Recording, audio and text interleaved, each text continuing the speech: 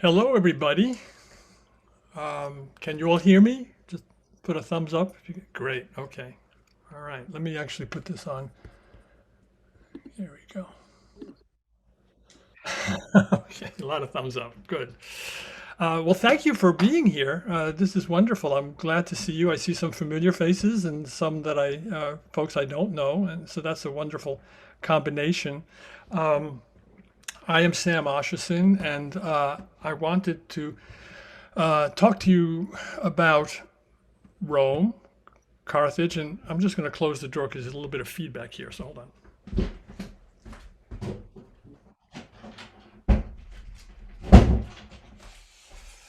Rome, Carthage, and what happened during the Punic Wars, and why I wrote this novel called The Wolf Boy, and open it up for some discussion about what it all means for us today, and why this story of these wars between Rome and Carthage and Hannibal taking all those elephants across the Alps and all of that, why that story kind of resonates so powerfully for so many people still today.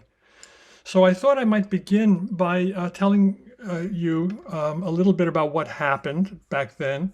This is, some of you know the story already. We have a couple of very learned people on this call who specialize in this area. But I do want to review it all for people who may be less familiar with the whole story. So let me share my screen here.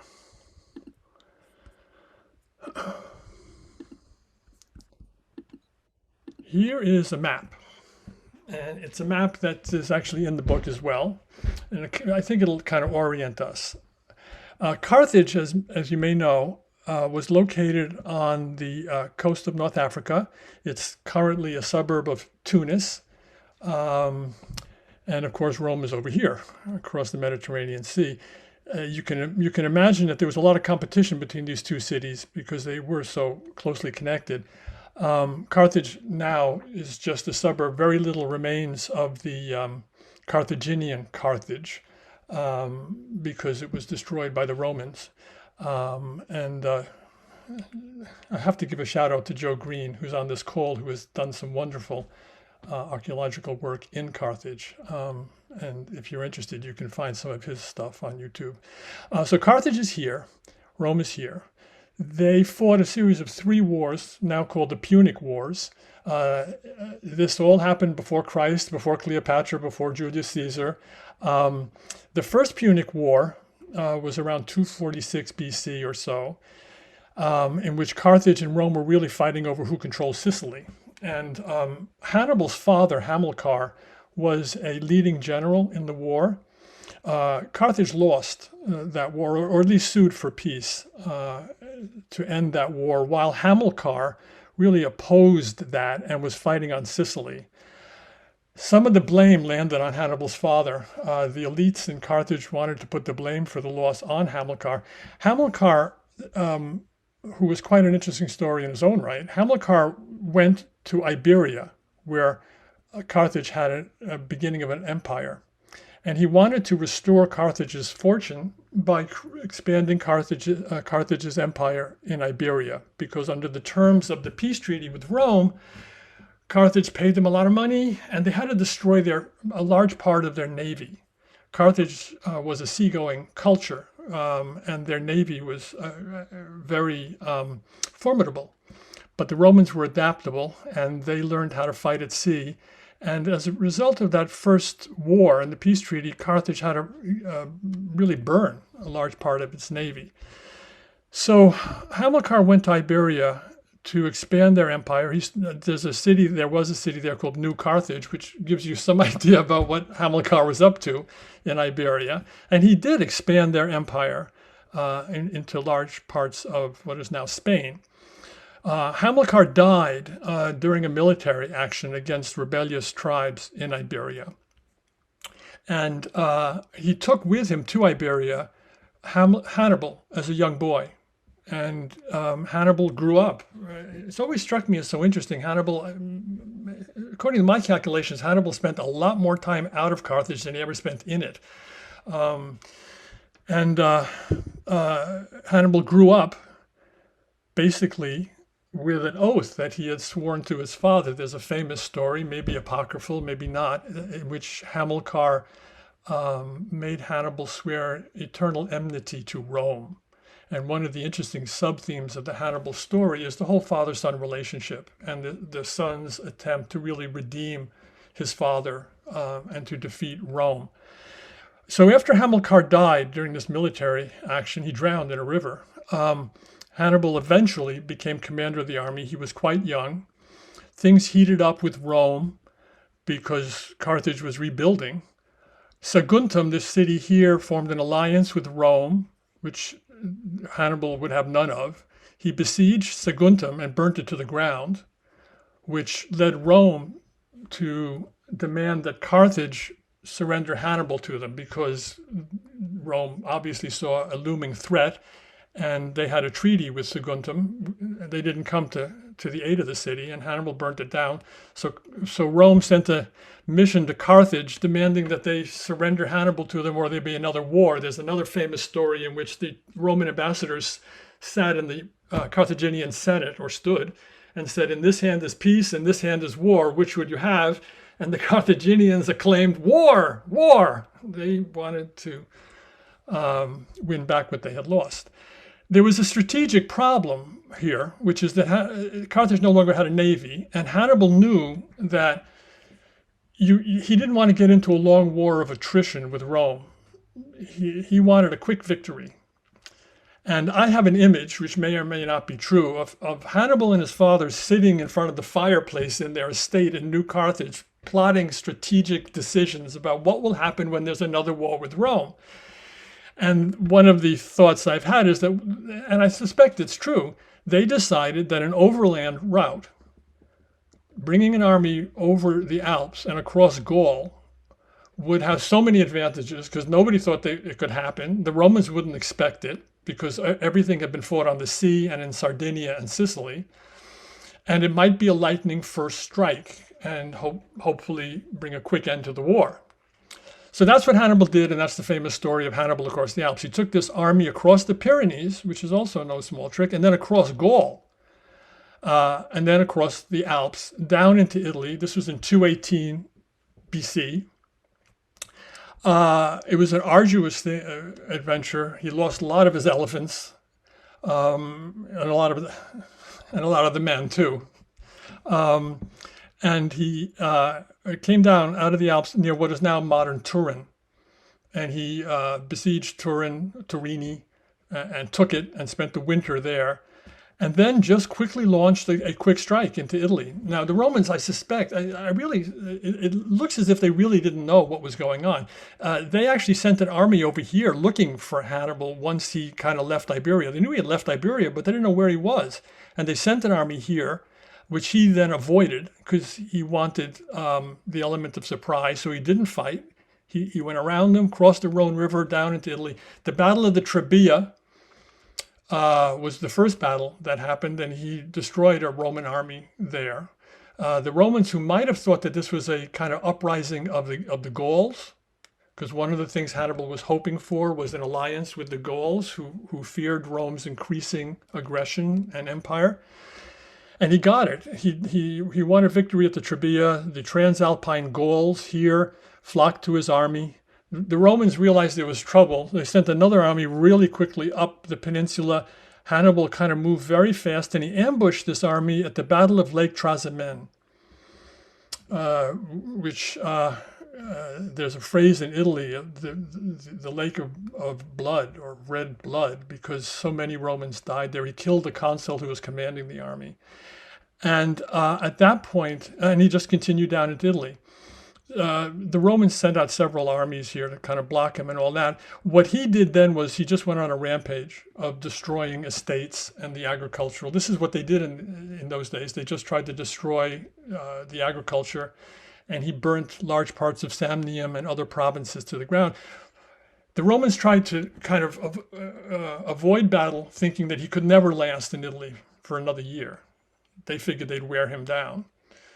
What happened was he wore them down. He created so much destruction that there was a demand that somebody do something about this. And so the Romans raised a very large army. And in 216, they sent that army out there. And the army was it's quite interesting. I don't want to get into the weeds on all this stuff, but it was commanded by two different consuls who were at odds with each other about how to deal with this. One guy was really cautious and probably would have been a fine singular general. And the other consul wanted to make his reputation and defeat this perfidious Carthaginian. And they alternated command on different days, which is what a way to run an army. On the day that the impulsive guy was in command, he drew up for battle. They confronted each other at a small town called Cannae, right here in southern Italy. And it was a disaster for the Romans. Hannibal used this really remarkable, wonderful strategy called double envelopment, which has influenced military commanders to this day. Dwight Eisenhower once said that every commander of an army tries to replicate what Hannibal did at Cannae, which was just simply, he put the Gauls in the center of the line. The Romans, overwhelming size of the Roman army, just wanted to destroy the center of the Carthaginian line, which is all these Gauls who the Romans hated. The Gauls retreated. The flanks kept moving forward. The Carthaginian cavalry, which was actually quite good at that point, it was comprised of Numidians on their fleet ponies and horses. The Roman cavalry was no match for the Carthaginian cavalry at that point. And the cavalry came around and attacked from the rear, and the Romans were surrounded. And some of the Romans just died with their arms at their side. I mean, their spears, because they couldn't even use them. They were so crushed together. It was an overwhelming victory. And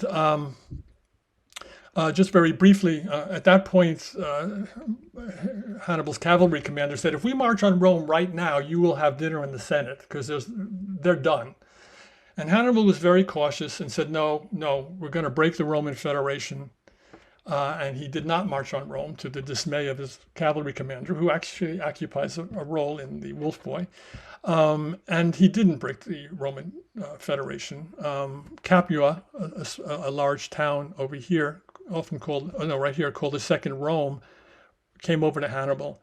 But in general, the Roman Federation held, and Hannibal spent the next 14 years or so in Italy, which is quite an achievement in and of itself.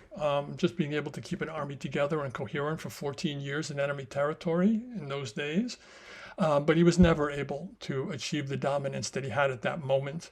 Rome eventually sent an army over here. There was a war being fought in Iberia. They gained control of Iberia. They sent an army to besiege Carthage. Carthage called Hannibal back. He was defeated at the Battle of Zama, trying to kind of cobble together an army on short notice. And the war ended, the Second War ended there. Hannibal then became a figure in the Carthaginian government and a leading figure urging reform. And we can talk all about that if you want. So this is a story that has interested me since my childhood. There is a lot of testimony about the kind of appeal of this story to people. I mean, Freud saw Hannibal as the ultimate Semitic avenger. He didn't use these words, but it's kind of like the ultimate Semitic avenger. Freud wrote about the humiliation of his father in anti-Semitic Vienna, who was forced to pick up his hat from the gutter after some fascist thugs knocked his father's hat off and forced the man to pick up his hat. And this humiliation stayed with Freud all his life. And he said that the idea of this powerful Semitic figure bringing Rome to its knees and making Rome tremble occupied a powerful role in his imagination. So this is and this is true for me too.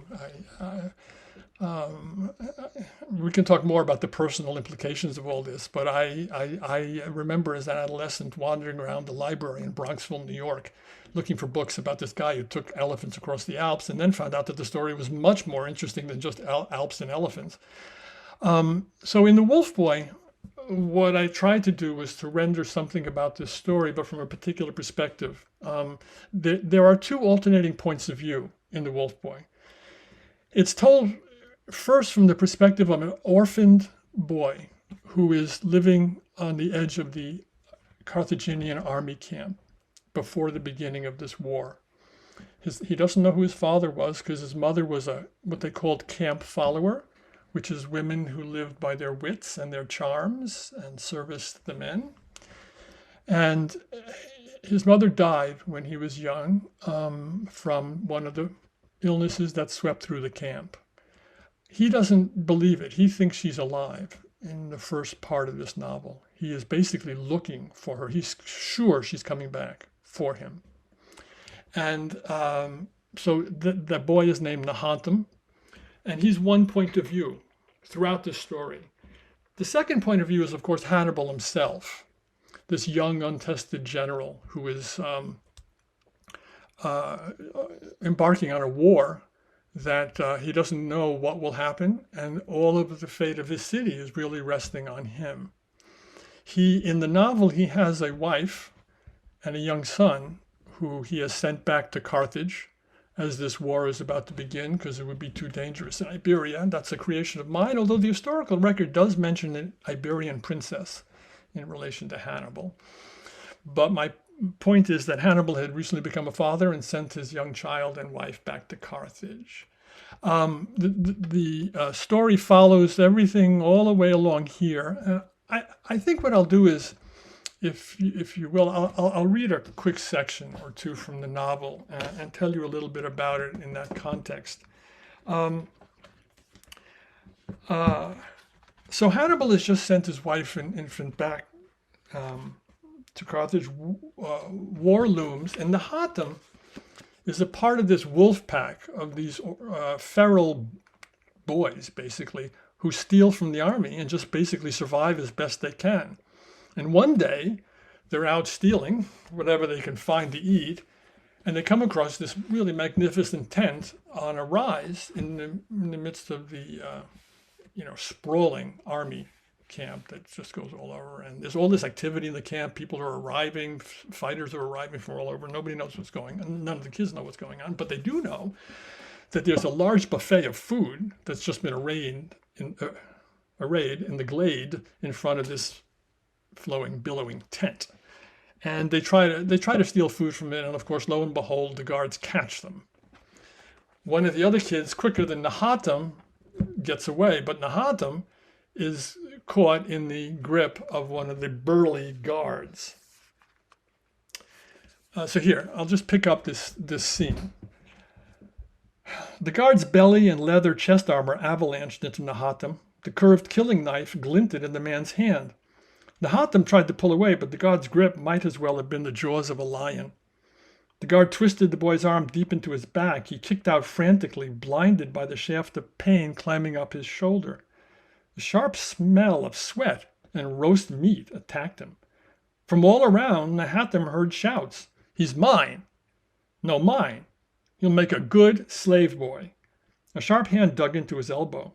The boy bucked and kicked, now a bull auroch from the forest deep, eyes wide with fury, wanting to crush his tormentor. Foot found knee. The burly guard bellowed in pain, yet he held on.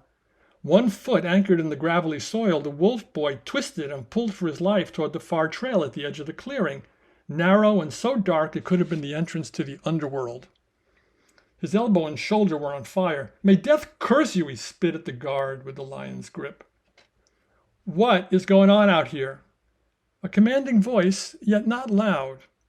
The pressure on Nahantam's elbow eased. All the noise and activity stopped, like the silence of field mice when the hawk appears in the sky. The guard bowed without letting go. A man in a green tunic emerged from the flowing folds of the nearby tent, followed by several others, one of them a hairy giant. The guard pushed Nahantam toward the one in front, who stared, running a hand through his short black hair. The push sent another flame up Nahantam's back. He squirmed to straighten himself in the man's grip, and he resolved that no matter the pain, he would not cry out. Nahantam stared at the black-haired man, shorter than the giant, but tall nonetheless. At the edge of the clearing, the trees huddled, moaning in the morning wind. The blood raged through his sore elbow. "Who are you?" The man addressed the wolf child directly, surprising everybody. He spoke in the rough Iberian dialect, Nahantam's language, common to the area. Sun-browned arms contrasted with his light green tunic. He had an angular face, no beard, gray eyes. Nahatam knew that he should stay silent and hide himself away in muteness, but since he was already dead, like all men, these were merciless. He refused to die silently like the startled deer in the forest who stands there stupidly while the hunter aims his bow. "Who are you?" the boy spit back, and prepared himself to die. "Foul wolf boy," the guard hissed, wedging Nahatam's arm tighter still, almost knocking him over. The giant in back growled through his beard. Through the burning in his arm, Nahatam heard him say something that sounded like, "Just a boy, to the mines." Then he heard it clearly, "Eat our dead." Nahatam's teeth started to chatter. To everyone's astonishment, the man in the tunic ignored the giant and again addressed the wolf child. "A spunky boy." The sun-browned man's mouth spread into a slight smile, wrinkling his cheeks. His green tunic rustled. "I am Hannibal." Nahatam clenched his jaws to stop his jittery teeth. He wanted to bite something, tear at it, crush bones between his jaws as he'd seen lions do to deer carcasses in the forest. He considered the man standing in front of him claiming to be Hannibal of Carthage. The boy had of course heard the name many times. Everyone spoke of Hannibal Barca, commander of Carthage's army in Iberia, with such awe and mystery. "He's taller than the great black bear, and his war cry makes stalking lions flee. He charms awful thunder beasts from the underworld to fight alongside him in battle, creatures so huge they crush men underfoot. How could this man really be him?" "Yeah, and I'm Hannibal." Actually, there's no "yeah" in there. He said, "And I'm Hannibal's son," the boy scoffed. So that's the first meeting between them. And as you may intuit, Hannibal is feeling the loss of his infant boy. And so there's some part of Hannibal that sees something in this spunky wolf child that stirs something in him. He makes him his servant eventually. The giant is one of his infantry commanders, Gisgo, who also appears in the historical record in a funny way, which I could tell you about if you're interested. But anyway, Gisgo is enormous in this rendering, and he's the commander of Carthage's infantry.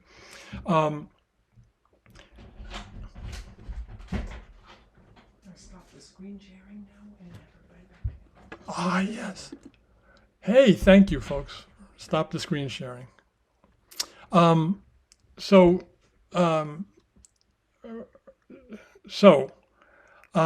the story proceeds, Nahatam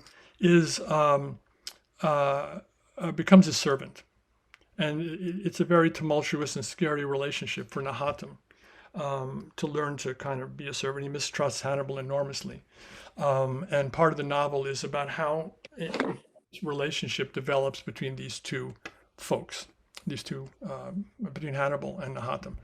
What happens as the novel evolves is that there's another major character named Soliphos. Soliphos is a Greek from Sparta. He was Hannibal's tutor back in the day, and he has come along on this invasion of Italy in order to be the historian. Actually, Hannibal is supposed to have brought two historians with him, and Soliphos actually appears in the historical record. I wanted to create him, and so he's a Greek from Sparta who has seen a lot of war and is kind of done with it, but he is there out of loyalty to Hannibal.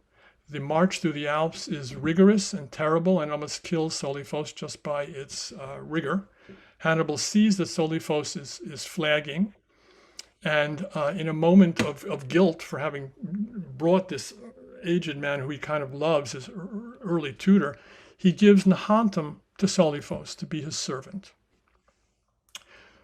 Soliphos sees a chance here to teach this boy to read and write. He's obviously a clever boy, and he teaches Nahatam to read and write and to maybe in some way carry on what Soliphos is trying to do. This is a very tricky moment for Nahatam because he's terrified of Soliphos. Like many of the illiterate folk in the army, they see Soliphos as a magician, a sorcerer. And what he's doing with the quills and the ink is casting spells, and that writing itself is a source of magic. So when Hannibal says to Nahatam, "You will be his servant," Soliphus' servant, Nahatam is terrified. And the second piece, short piece I'd like to read to you is from the moment in Turin. They're out of the Alps in Turin, and Nahatam is just given Soliphos. Hannibal has given Nahatam to Soliphos. And here's a short section. Gives you a sense of the flavor of their early relationship. A week now since Hannibal gave me to Soliphos, what is to become of me? There were several village boys in Turin who now tended Hannibal's fire, washed his clothes, brought him his dinner. A darkness, cold as the winter day, filled Nahatam as he hurried back to Soliphos' house through the busy village streets with a heavy bucket of well water and yet another bound stack of freshly cut reeds. Soliphos wants Nahatam to help him make papyrus for his writing. The water splashed his feet as he hurried, so that the bucket was only half full by the time he pushed open the door with his foot, losing more water on the wooden floor. Soliphos looked up and sighed from his perch at his writing table, quill hovering over the papyrus as if in mid-flight. That took long enough, and now there's more water on the floor than in the bucket. Sorry, folks, I'm going to mute whoever's not muted.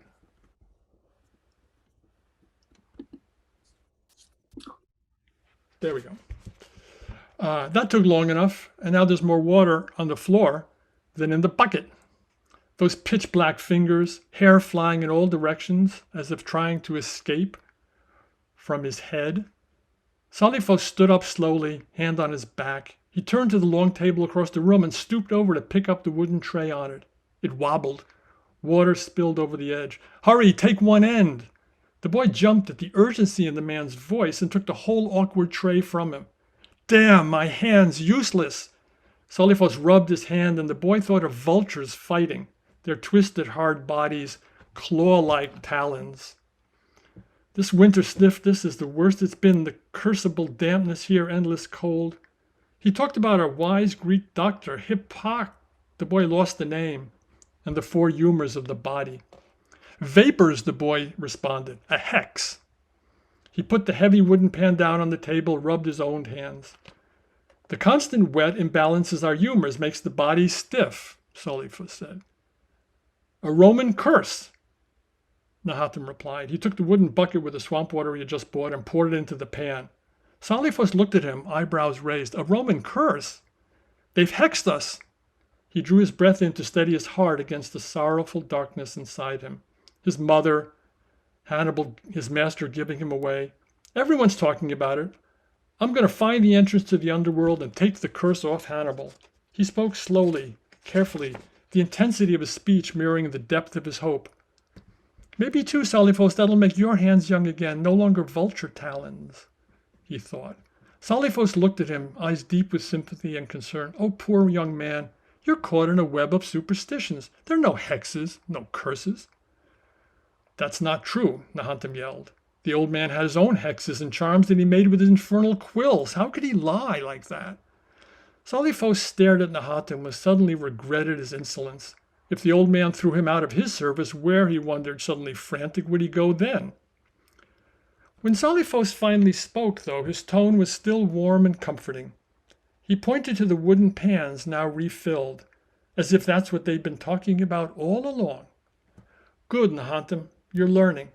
Now we make more papyrus. Come, I will show you. So Soliphos comes to represent learning and the whole world of books and writing. And as Nahatam learns to read and eventually to write, a whole new world opens up to him. And the novel really then begins to focus on the tension between Nahatam's loyalty to Hannibal on the one hand and his desire to actually explore this world that Soliphos has opened up to him. Soliphos dies somewhat later, and Nahatam becomes Hannibal's scribe. And we begin to explore the tension between war, violence, learning, books, writing, and the novel unfolds from there. So that's pretty much my story. I I'm very interested. One of the reasons one of the things that happened in writing this novel, it took me a number of years to write. And when I first began writing it, when I look over early drafts now, I am really struck by the way in which Hannibal as a warrior was the dominant figure. And it was really a story of Hannibal.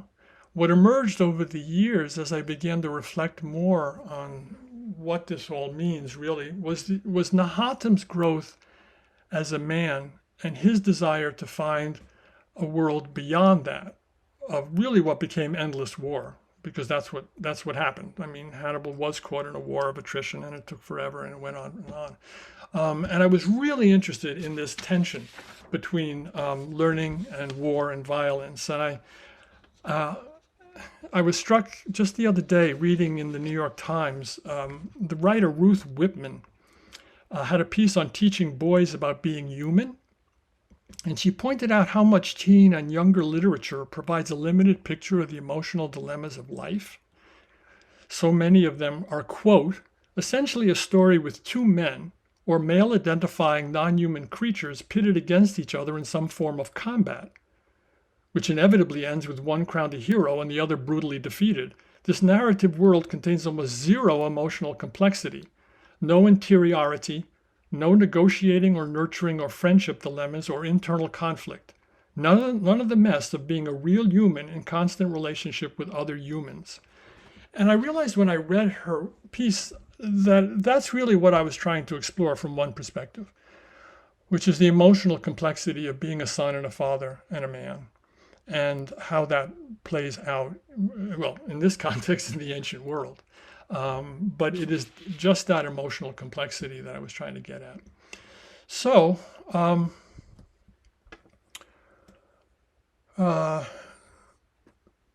me open it up for questions and comments. If you would like to say something, why don't you just raise your hand or something, and I'll unmute you. I have some questions some of you sent in earlier, but since we have live people here, let's go with that. Comment, Jim, do you have a comment? Wait, hold on. Yes, I thought the dialogue was really excellent. Oh, thank you. Thank you. Yeah. One of the things actually that I really tried to do here is to explore what is said and what is thought and the tension between the two. So there's a lot of interiority, to pick up on the Whitman's comment in the Times. There's a lot of interiority in the novel. And then there's a lot of dialogue too. And I was really interested in how what they say to each other both expresses and hides what they're actually feeling at different points. And I'm glad it resonated for you. Hi, Sharon.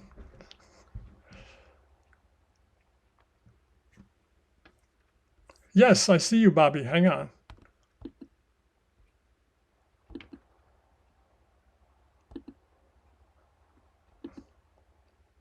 Are you on? No, you're still not unmuted. Hold on, Bobby. Let me figure. It says ask to unmute.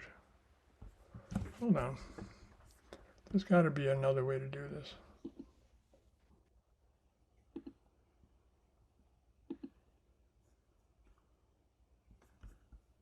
Okay, Bobby. He's unmuted now. Yeah, go ahead, Bobby. Okay. Actually, Bobby's my wife's name, Sam, and this is Jack McGovern from Harvard days. And one thing I was struck by was Hermann Hesse's novels, and how often he refers to the mentor, and well, actually, his language is really, Sam, more the master and the apprentice. Yes. And I was just wondering, to the extent that you might have read something like Narcissus and Goldmund, did you have that in the back of your mind that you were developing this relationship between the scribe and the young man? Was that sort of a template for you to follow? Well, two things, Jack. First of all, Jack McGovern is a classmate of mine from graduate school who I have not seen in about 50 years. So it's wonderful to actually see you, and give my love to Bobby too. And to be compared to Hermann Hesse in one sentence is just mind-boggling. Yes. And Zach, this goes to your question too. Jack, if you'll permit me, I just want to read a question that Zach Schulman, who's on the call, also sent in. Is Hannibal a blood-soaked mentor? And if he is perceived to be so, how might that challenge our perception of him as a role model? How do we as readers reconcile the flawed humanity of our role models? Now, Jack, your question and Zach's kind of collide with each other. First of all, Zach, I actually didn't think of Hannibal as a role model or as a mentor. Because for Hannibal, Nahatam pretty much, existed for his needs, in all fairness. He wanted a servant and he wanted a surrogate son. That's kind of true for Solifos too. Jack, to get to your question, Solifos saw Nahatam as somebody who could further his own wish to carry on learning. But I think I did see Solifos as more of a mentor than Hannibal, because Solifos posed dilemmas to Nahatam. He raised questions in Nahatam's mind about the nature of war, about the nature of manhood, about what does it mean to make choices in your life. All the things that really never really came into the relationship with Hannibal, but they did with Solifos.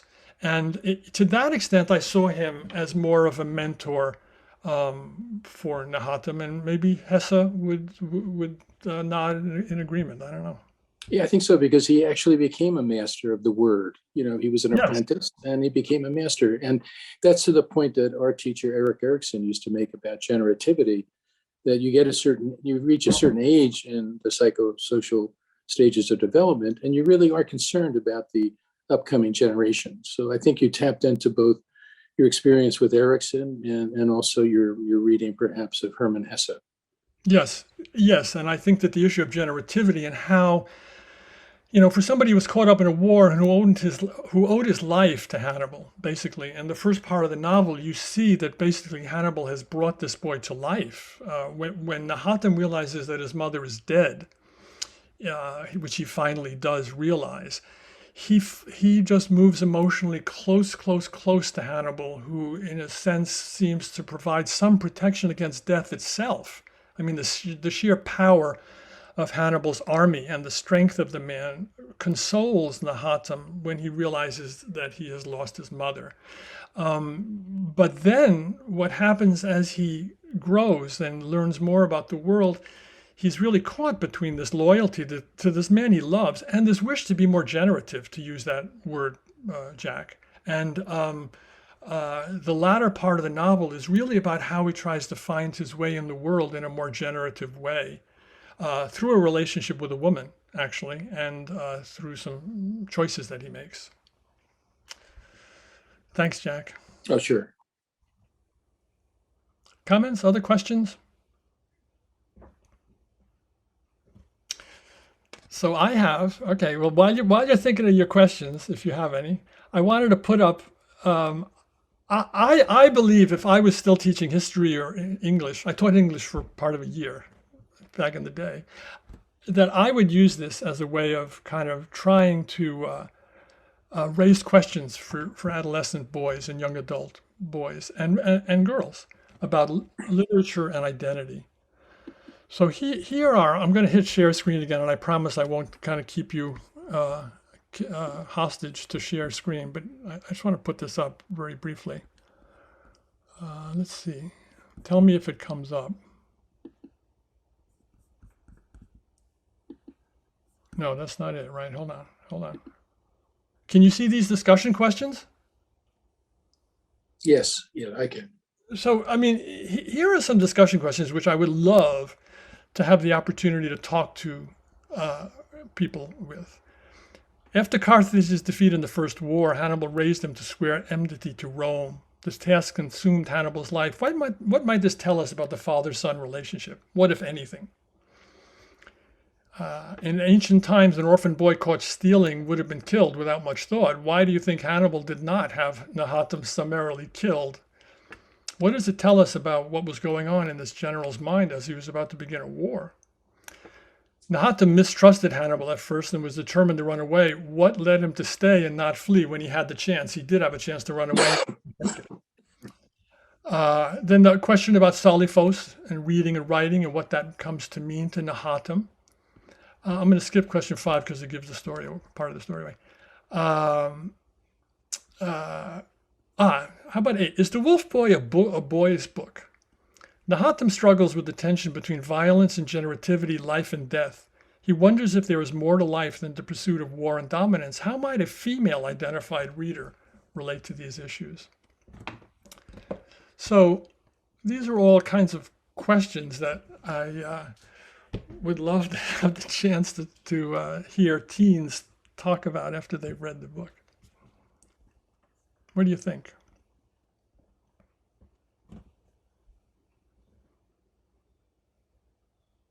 Yeah. Wait, I got to unmute. I guess I have to. Does it give you an option of unmuting? Yes, here I am. Here you are. Hi.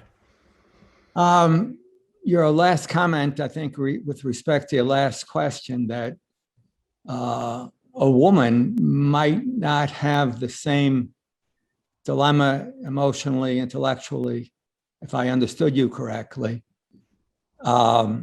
And I'm wondering how that comment might fit in developmentally today with respect to young women whom I would guess would be less likely to accept that characterization. Which one? Which characterization? That they were less potentially than boys or men.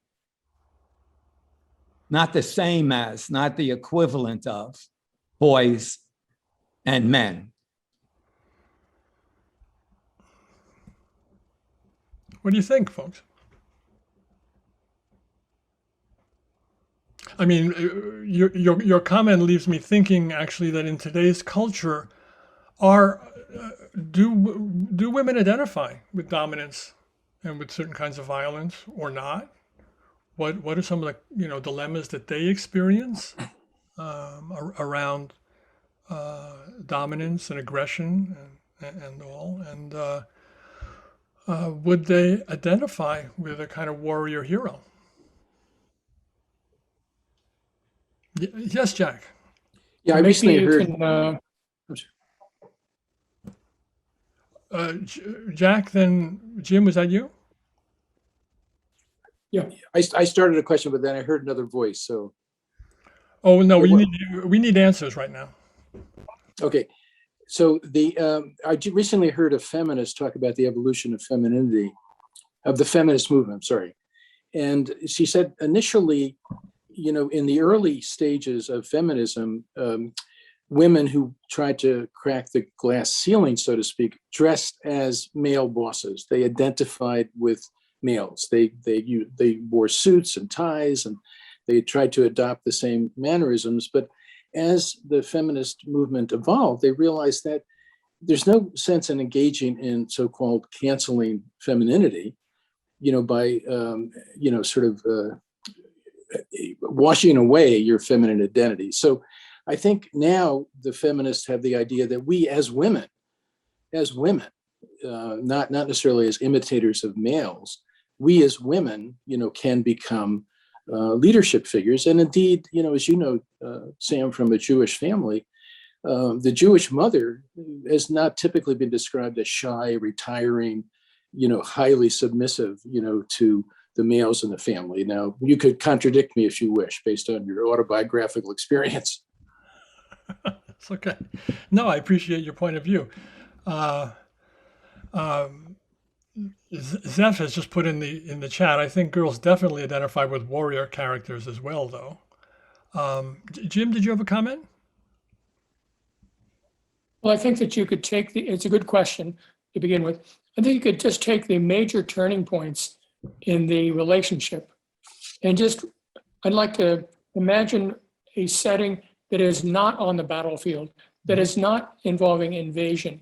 And I'm not quick enough to identify all those significant turning points, but I can imagine that you could.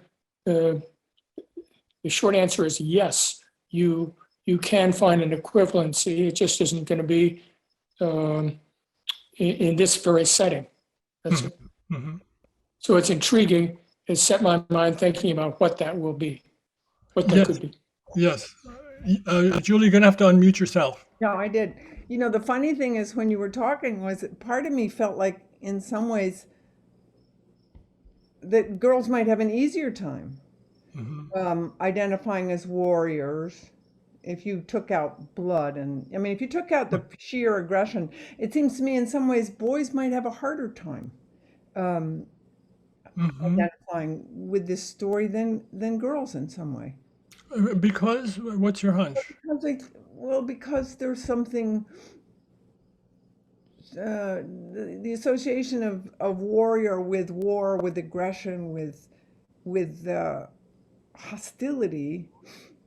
I mean, I think there's so much in the culture now that backs away from that in male identity, and I think there's a lot of sort of, I don't know, mythological room for women to pick up the sword and become quite aggressive and warrior like in the service of what they want to accomplish. Well, certainly, I mean, you're reminding me of the Avengers or any of the kind of cultural mythologies that are being created currently. They're built around women warriors Right. in some ways. So, um, yeah, Zach. I saw in the chat that Zeph mentioned Athena versus Ares, the Oh, yeah. ancient Greek mythology, and then your comment also about the superheroes. Now, I had thought, in terms of their respective mythologies, a character like Wonder Woman or a character like Captain Marvel, played by Brie Larson, each one of these characters is the most powerful agent in their narrative. They quite literally the strongest person in the room.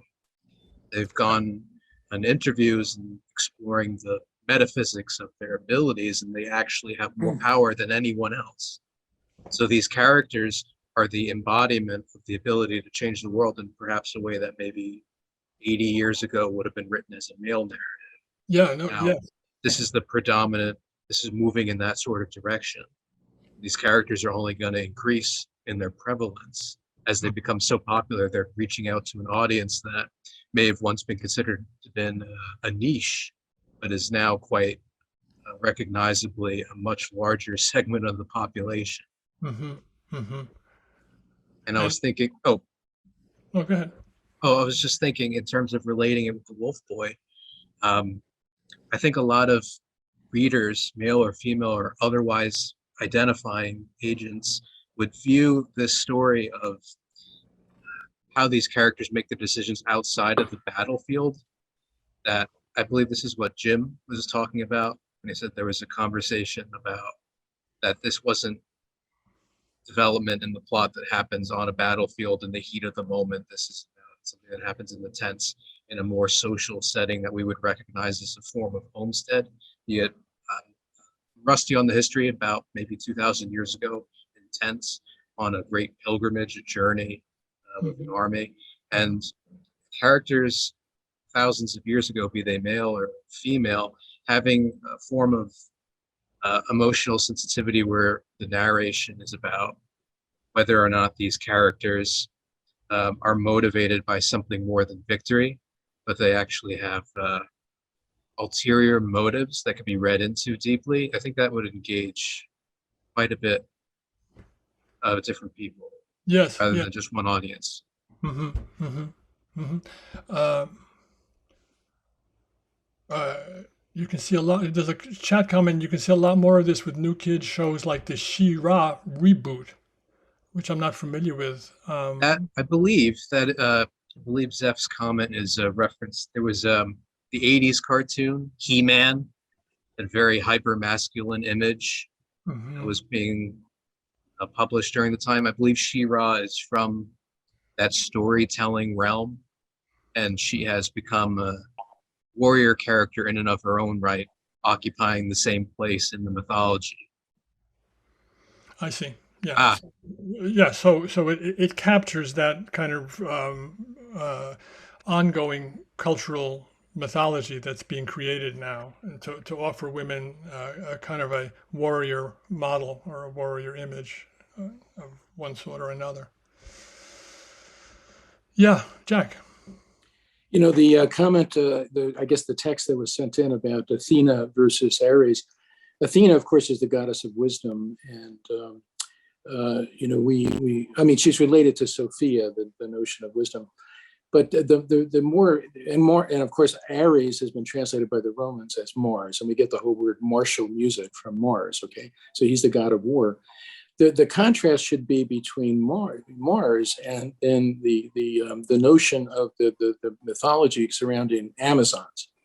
And Amazons, as you know, Sam, involved, you know, women who actually were quite excellent archers, but in order to improve their ferocity, and this I think is very important in terms of sacrificing femininity, they would cut off one of their breasts to improve their range of motion, Right. in terms of, you know, pulling back the the bowstring and so forth. So that's a very vivid image of, you know, if you really do, as in these movies, you know, that people are referring to, if you do replace James Bond with a female warrior, you know, to what extent is it Amazon in the sense that you're really sacrificing, you know, one of your breasts, which means that, you know, you can't really nurture twins. Mm-hmm.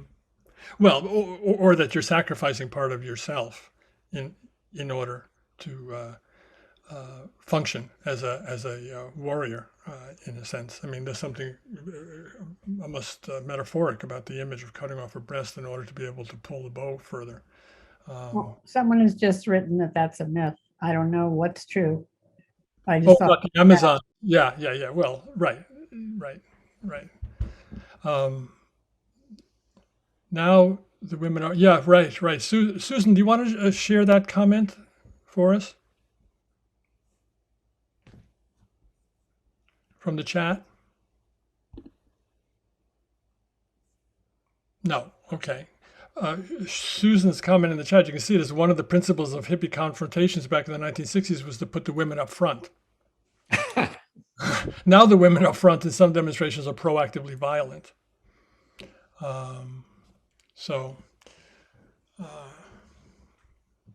But we've wandered far from the Wolf Boy, actually, in this. It's so interesting to me that I mean, I was partly responsible by asking if this is a boy's book.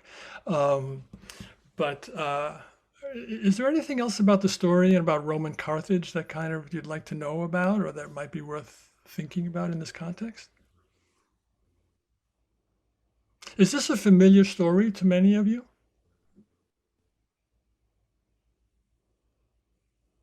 And what drew you to this story? I mean, Michael, you were Somewhat. I mean, what drew you to this story? And how early in your life did you know about it? I like a road novel. You like a road novel? I do. You mean like a road trip? Kind of. You know, Don Quixote's a road novel. This Right. physically moves. Yes. Yeah.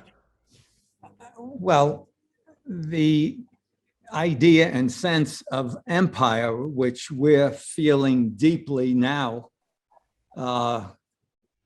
coming out of Afghanistan, is something to consider too.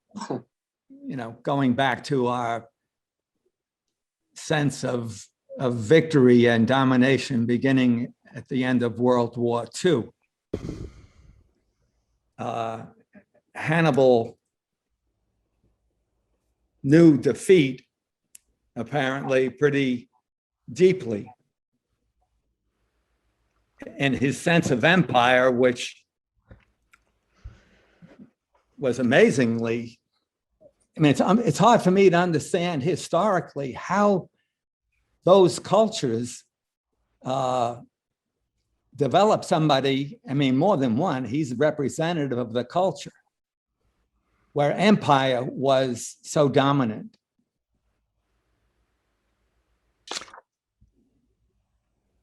Yeah, well, I suppose from one extent, yes, Lynette, I'll get to the question of the giant. I'll be happy to.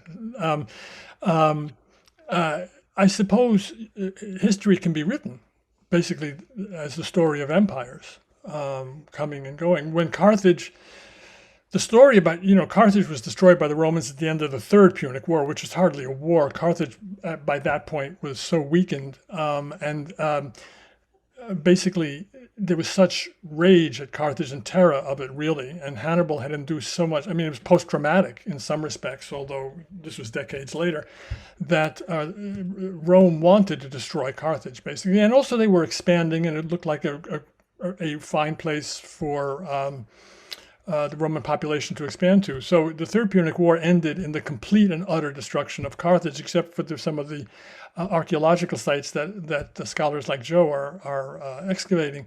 But when you go there now, I was very disappointed because, in fact, it's a suburb and there's some Roman ruins. But at the time I was there, it was very hard to find any Carthaginian ruins. But the story is that when the Romans burnt it to the ground and destroyed it, the Roman commander wept. And when he was asked why he wept, he said, "Because I foresee the end of Rome in the same way, Ah, that empires come and empires go." The interesting story about Hannibal, and Lynette, I'll get to the giant in a second, but the other thing about Hannibal that I'd like to say, which your comment has raised for me, I'm sorry, I don't know your first name. Richard. Richard, hi, is that the Hannibal's life is fascinating because, in fact, he was defeated at the Battle of Zama. He retreated to Carthage. They sued for peace. It was a terrible peace from Carthage's point of view. Rome was really pissed off. And but what he did was he worked to renew the city, and he became a suffet in the Carthaginian Senate, which was kind of a magistrate leader. He tried to revise the constitution. He tried to curb the powers of the elite. Part of the reason he lost is because of the infighting among the elites as to where resources should be spent, hello Afghanistan. And he did such a good job that the Romans wanted him dead. And he was forced to flee Carthage. And he spent the last years of his life wandering around the Eastern Mediterranean, advising kings as to how to resist the increasing Roman expansion. But one of the things that always struck me about this was he knew defeat, Richard, just as you said, but he really kept going. And he worked very hard to restore the fortunes of Carthage, which I thought was really interesting. And to me, one of the most interesting parts of the Hannibal story is what happened to him after the Battle of Zama, after he lost.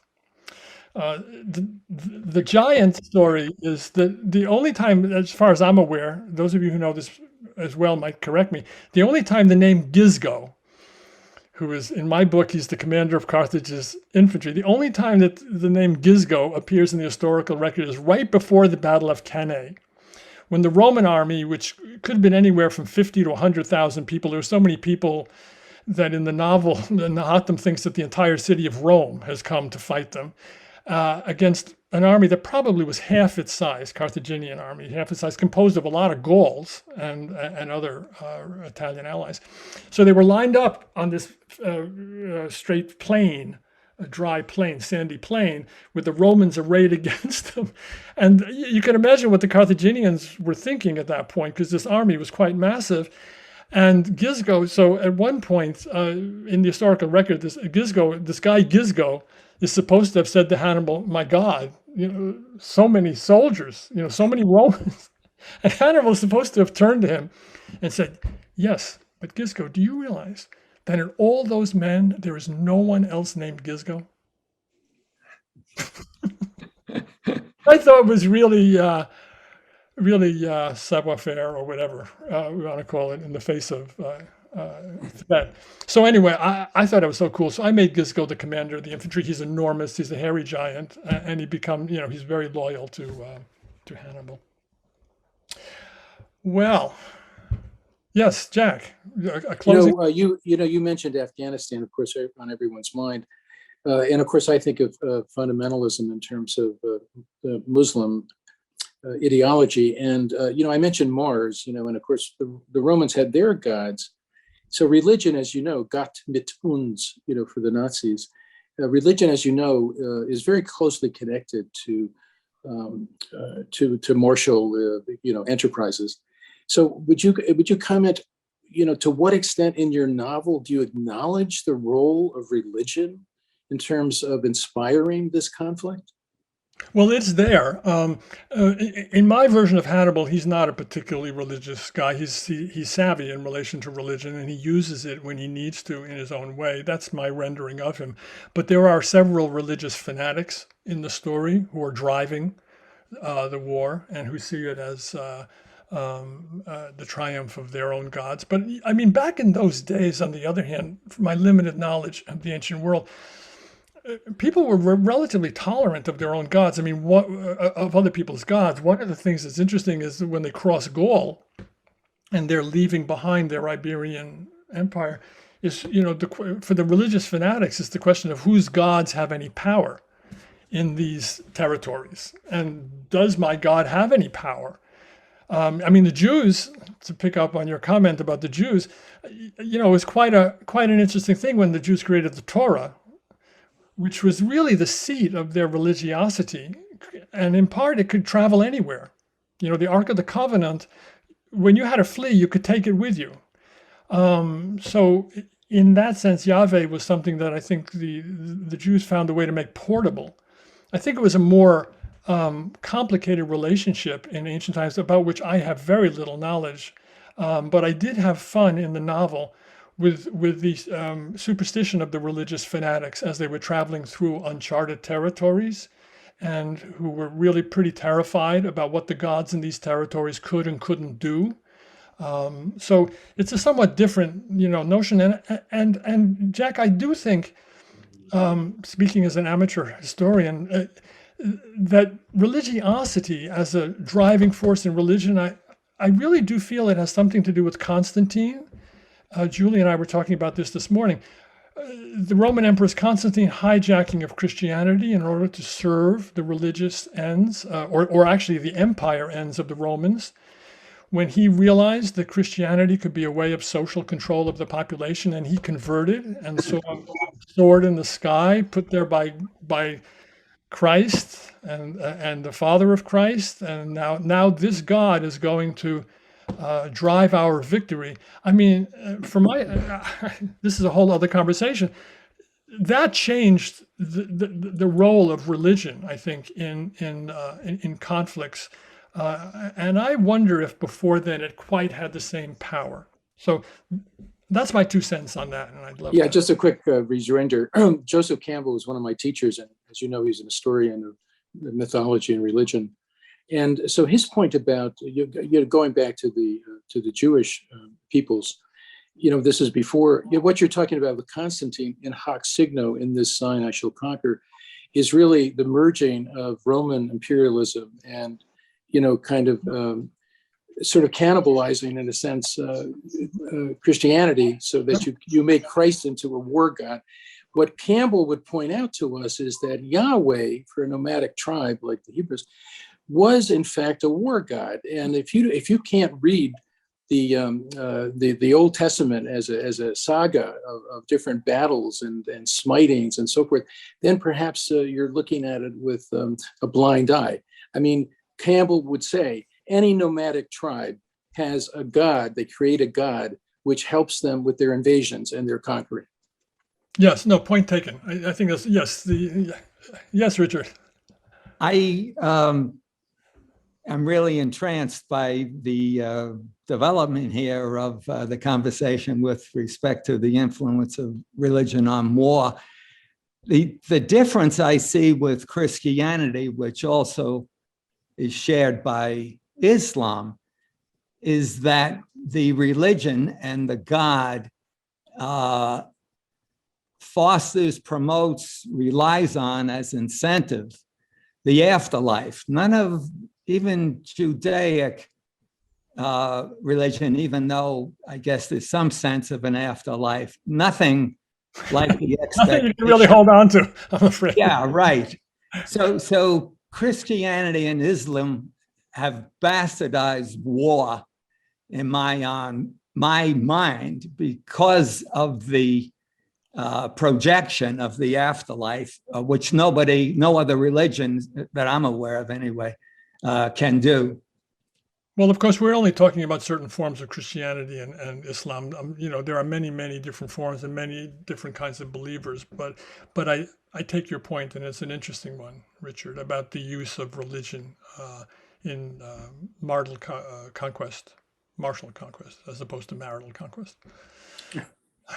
That's a whole other topic. Yes. Marital conquest. That's a Freudian slip, Sam. There's no one thing as your mother, Jack. Well, listen, folks, this has been really a pleasure. I'm so glad that you joined me and us. Thank you for being here. That's all I can say. Thank you for being here. Thank you. Thank you. Pleasure. Thank you for inviting us. Good luck with the book. Thank Thank you. Great to see many of you, all of you. Bye.